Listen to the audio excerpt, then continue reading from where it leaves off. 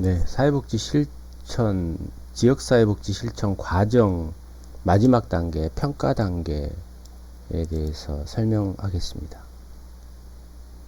네, 이제 평가는 마지막 단계라고 보통 얘기를 하잖아요. 그래서 이 평가에 있어서 중요한 것은 목적에 얼마나 다가갔느냐, 얼마나 목적을 이뤘느냐, 이런 거죠. 그래서 평가의 가장 큰 핵심을 말한다면 딱 두 가지가 있어요. 그것은 뭐냐면 어, 효과성 평가, 효과성 평가. 네, 이 효과성은 목적과 목표가 얼마나 다 달성했느냐 이런 것들을 보는 거예요. 그 다음 두 번째가 효율성 평가입니다. 효율성 평가. 효율은 뭐라겠어요? 투입과 산출을 나타내는 거죠. 그러니까 뭐예요? 적은 비용을 얘기를 하는 거죠. 비용. 그래서 이 효율은 항상, 이 효율이란 단어는 항상 돈을 생각해야 돼요. 똑같은 내용인데도 불구하고 얼마나 투입을 했는데 100이란 산출이 나왔느냐라는 거죠. 그러니까 투입이 뭡니까? 돈을 1억을 투자할 걸 5천만 원만 투자했다. 그럼 효율성이 있다. 효율성이 있다. 이렇게 보는 거죠. 인력을 50명이 해야 할 일을 20명이 했다. 굉장히 효율적이었다는 거죠. 시간을 6개월이 걸릴 일을 3개월에 했다. 효율성이 있었다는 것이죠. 그래서 평가는 얼마나 목적에 충실했느냐를 판단하는 거예요. 예, 그런 것을 보는 게 가장 대표적인 평가다라고 볼 수가 있는 거죠. 그리고 이런 평가를 할 때 관리하는 것이 있는데 방금 얘기했던 것처럼 얼마나 변화가 됐느냐, 목표를 이뤘느냐, 이게 하나의 평가 관리의 기준이 되는 것이고, 또 얼만큼의 변화를 기대했느냐라는 거죠. 그리고 인적 물적 자원이 얼마나 투입되었느냐라는 거예요. 결국에는 이 두 가지 내용이 뭐예요? 여기에 핵심 내용이 뭐예요? 물론 여기 보면은 뭐 관계니 뭐 장단기 뭐 평가 이런 거 했냐 이렇게 보는데, 결국에는 제가 밑줄 그는 이것은 뭐냐면 아까 말했던 효과성과 효율성을 가장 크게 중심을 둔다라는 것을 알 수가 있어요. 또는 여러 가지 평가의 기준이 있는데, 아까 내가 여러분에게 얘기했던 효과성과 효율성 외에도 이런 기준을 가지고 있다라는 거죠.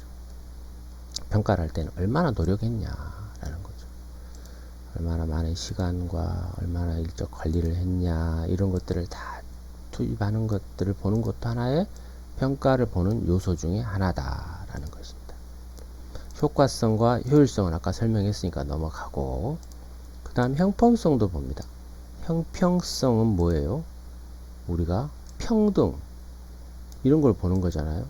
얼마나 분배를 잘 했느냐, 분배가 잘 됐느냐, 형평에 맞게 분배를 했느냐라는 것들을 보는 거죠. 또 얼마나 적합하게 했느냐. 적합하다는 말이 무슨 말이에요? 이 가치와 목적에 따라 얼마나 적법하게 했느냐, 이런 거죠. 네. 적합하다는 표현이 상당히 추상적인 표현이에요. 적합하다. 이 적합하다는 기준은 사람마다 좀 다르니까, 그럼에도 불구하고 이 평가는 모두가 인정할 수 있는 객관적인 기준의 적합성을 볼 수밖에 없는 겁니다. 그 다음에 접근성을 봅니다. 우리가 접근성이라고 하는 것은 얼마나 가깝냐, 이런 거죠. 그리고 이 가깝냐라는 그 의미가 거리가 가까운 것도 있지만은 이용하기 편하게 접근성을 높였다는 거냐, 이런 거죠. 이용하기 편하게 했느냐, 혹은 차별을 하지 않았느냐, 이런 것들을 판단하는 거죠. 그 다음에 대응성. 이 대응이라는 건 뭐예요? 뭔가 A와 B가 있을 때 A에 B가 대응한다, 이런 의미를 갖겠죠. 그럼 이 대응성은 뭐냐면 클라이언트 욕구에 얼마나 대응했느냐, 클라이언트 문제에 얼마나 대응했느냐, 이런 것들을 보는 것입니다. 네. 그리고 또 하나 평가 기준은 예상치 못한 결과도 있을 것이라는 거죠. 갑자기 돌출 상황이 일어났다든가 이럴 때 어떤 결과를 가져왔느냐라는 겁니다. 네. 평가의 종류로 가볼게요. 평가의 종류는 아까 앞서 여러분과 여기를 나눴어요. 또 못 찾으면 어떡하지? 네.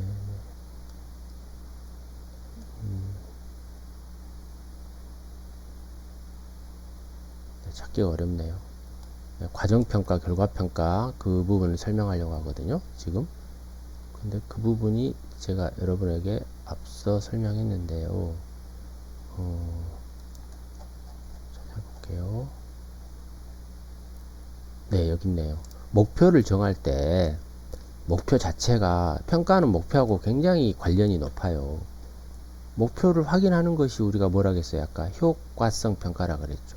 목표를 이뤘는데 비용이나 시간과 인력을 보는 것을 효율성 평가라고 했잖아요. 그래서 여기서 보면은 결과 목표냐, 과정 목표냐, 이거 설명할 때 결과를 얻는 것에 대한 어떤 목표를 갖느냐, 또 과정은 목표를 이루지 않아도 좋다. 이 과정, 우리 사회복지학에서는 과정을 중요하게 여긴다 그랬잖아요. 얼마나 어떻게 참여했느냐, 이 과정이 공정했느냐, 이런 것들을 보는 거예요. 그래서 다시 평가 방법으로 오면, 네, 이 부분이죠. 네, 과정평가가 결과를 떠나서 어떤 과정으로 진행했느냐를 보는 것이 우리 사회복지에서는 중요한 평가의 하나의 종류 중에 하나다라는 겁니다. 사실은 순서가 이게 1번이고 이게 2번이 될 수가 있어요.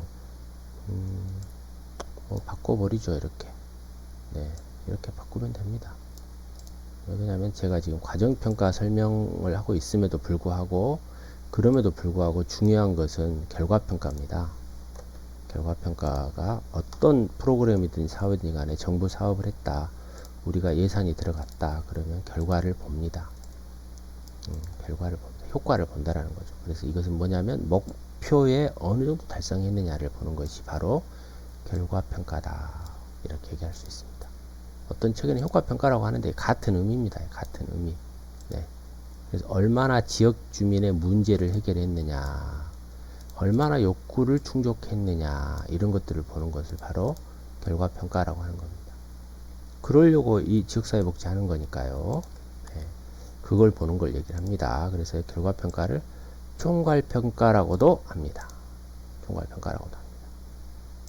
그 다음에 과정평가 얘기를 할게요. 아까 말씀드렸듯이 얼마나 활동이, 주민의 활동이 공정했느냐. 그래서 이 과정이, 결과가 안 좋더라도 과정이 공정하고 과정이 민주적이고 과정 형평성이 있었다면 그 프로그램, 그 결과는 높게 판단하고 평가를 높게 할 수가 있다라는 겁니다. 네. 긍정적인 평가를 할 수 있다라는 겁니다. 이게 우리 사회복지 정책이나 지역사회복지에서는 과정을 떠나서, 아니 결과를 떠나서, 제가 말을 계속 하는데요. 결과를 떠나서 과정을 중요하게 여기는 학문이 사회복지다라는 겁니다. 그래서 이걸 보고 이제 중간평가라고, 중간평가를 통해서도 하기도 하죠. 중간평가라고도 하진 않은 건 아니고 중간평가를 통해서도 합니다. 네. 그 다음에 욕구 파악으로서의 평가. 이것도 앞서 우리가 결과평가에서 얼마나 문제를 해결했느냐, 욕구를 충족했느냐, 이런 걸 보는 것이 우리가 결과평가 또는 총괄평가라고 한다라 그랬잖아요. 총괄평가라고 한다라고 했잖아요. 그런데 문제만 보는 게 아니라 우리가 욕구도 얼마나 도움이 됐느냐, 이걸 따로 보기도 해요. 그러면 이거하고 이거하고 무슨 차이가 있습니까? 사실 이름 붙이면은 그게 평가 이름이 돼요. 우리가 뭐 과정평가, 욕구평가, 문제평가, 뭐 이렇게 여러 가지 이름을 붙일 수가 있어요. 그래서 이 욕구평가와 결과평가는 비슷한 면이 있다. 하지만 결과평가는 전체적인 것을 보는 것이고, 이 목표 달성을 주려 그 평가의 기준으로 삼는다. 그래서 총괄평가라고 한다. 이 부분은 욕구를 얼마나 파악했느냐만 보는 평가다. 그래서 주민들의 욕구를 파악하고 그 욕구에 도움이 됐느냐, 이런 것들을 보는 것을 우리가 욕구 파악 평가다. 좀 더 이름을 쉽게 이렇게 해볼게요. 욕구 파악 평가다. 이렇게 정리할 수가 있습니다. 네, 내용은 이렇게 됐고요. 연습 문제 한번 풀어볼까요? 네. 문제 특성을 파악하는데 고려하면 좋은 사항 중 아닌 것은. 네. 이 부분이 아까 어디서 나왔냐면 문제 특성이니까 이 부분이거든요. 이 부분. 네. 복잡성, 강도, 확산, 긴급성, 지속성이죠. 문제가 얼마나 복잡하느냐, 이것은 어떤 단체와 어떤 개인들과 연결이 됐느냐, 어떤 강도냐, 어느 정도 세냐 약하냐, 어디까지 확산됐느냐, 얼마나 긴급하냐, 어느 정도 지속됐느냐, 이런 걸 보는 거죠. 자, 이렇게 보면 다시 연습 문제로 와서, 네. 연속성은 없네요. 네. 지속성이었죠. 지속성 아까. 네, 이걸 연속성, 지속성 헷갈리게 문제가 나올 수도 있겠네요. 이 부분 주의해야 될 것 같아요. 그 다음에 지역사 욕구 사정을 위한 자료 수집 방법 중 질적 방법이 아닌 것은, 그러면 양적 방법이네요. 네. 아까 배웠죠. 질적. 질적은 뭐예요? 자료 같은 걸 사용하지 않죠. 사람을 만난다겠죠. 인터뷰, 공청회, 명목 집단 인터뷰, 델파이, 이런 것들은 다 어떤 겁니까? 사람을 만나죠. 서베이는 뭐예요? 설문조사 같은 걸 얘기하죠. 네, 이건 뭡니까? 양적 조사다. 네, 양적 조사는 이것 말고도 설문조사, 뭐 대규모 통계조사, 이런 것들을 우리가 양적 조사다라고 할 수 있죠. 계획 실행에서 양자 간에 이견이 있지만 싸움이 아닌 방법으로 변화의 필요성을 인식시킬 때 주로 사용하는 방법. 네, 전술 아까 배웠죠. 네. 네, 이견이 있을 때 싸움이 아닌 방법. 네, 캠페인 있었습니다. 네. 언론을 통한 홍보활동, 주민 참여가 관건이다. 네, 싸움, 뭐 시위, 피켓팅, 서로 협동할 단계를, 서로 연대할 단계를 찾을 필요가 있다. 이런 전술이 있다라는 거죠. 목표 달성도를 검토하고 전 과정에 영향을 주는 계속적인 활동. 전 과정에 영향을 준다? 그러면은 이건 어세스먼트일 가능성이 있는데, 목표 달성을 검토하고, 그러면은 우리가 마지막 단계죠. 그리고 평가는 마지막 단계라고 보지만, 아까 우리가 마지막 단계이면서도 계속적인 성질을 갖는다. 전 과정에 영향을 주는 계속적인 활동으로 본다. 평가가. 네, 그렇게 보이기 때문에 이것은 네, 평가다. 네, 마지막 해결 문제. 2018년도 광주 모 아파트에서 여고생이 아이를 낳아버렸어요. 그 아이를 낳았는데 다른 사람들한테는 거짓말한 거죠. 그 아이를 주워왔다 이렇게 얘기한 거예요. 너무나 순진하고 선박한 여고생 같아요. 너무 순진한 것 같아요. 하지만 이렇게 아이들이 미혼모가 낳고 또 버려지고 이런 상황은 넘어갈 수 없어요. 우리 지역사회의 큰 문제예요. 그래서 이 아이들도 문제지만 이 미혼모에 대한 케어 문제가 좀 시급한 것 같아요. 미혼모를 예방한다든가 이런 문제들, 이런 것들을 좀 해결해 보고 싶은데, 어떤 문제든 좋아요. 우리가 배웠던, 오늘 배웠던 지역사회 복지 실천 과정, 네, 여러 단계가 있어요. 여러분 창의성을 발휘해 보세요. 이런 학자들처럼. 저는 4단계로 했지만 여러분은 몇 단계로 그 문제를 해결할 것인가, 단계별로 적용해서 제시해 보시오. 뭐 어렵게 생각하지 마시고요. 1단계는 이걸 넣어보면 좋겠고, 2단계를 이걸 넣어보면 좋겠고, 3단계를 저걸 넣어보면 좋겠다라고 해서 여러분들 나름대로의 단계를 제시해 보라는 그런 얘기입니다. 그렇게 해야 우리가 오늘 배운 내용과 지역사회 문제를 해결하는데 연동이 되겠죠. 학습 내용을 실제 현실에 적용할 때. 자, 한번 토론은 이런 미성년자일 수도 있고 성년일 수도 있어요. 또 남자일 수도 있고 여성일 수도 있어요. 원치 않는 임신을 했는데 중절 수술을 원해요. 혹은 출산할 것을 원해요. 미성년인데. 이거 어떻게 찬성일까요? 반대일까요? 100% 찬성도 없고 100% 반대도 없겠죠. 하지만 여러분들 의견을 한번 제시해 주세요. 또는 미혼모 보호 정책은 어떤 것들이 있을까? 네.